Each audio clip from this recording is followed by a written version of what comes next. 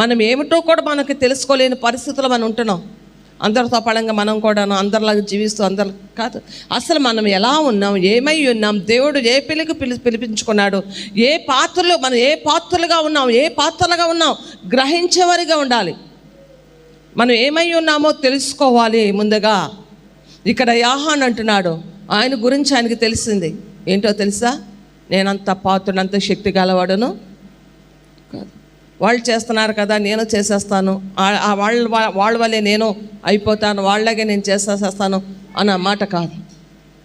దేవుడు మనకి ఏ పని అప్పగించాడో ఆ పనికి పాత్రలుగా మనము తెలుసుకోవాలి. ఏ పాత్రగా మనం ఉపయోగించుకుంటున్నాడు, అసలు మనం ఏమై ఉన్నాము మనం గ్రహించేవారుగా ఉండాలి.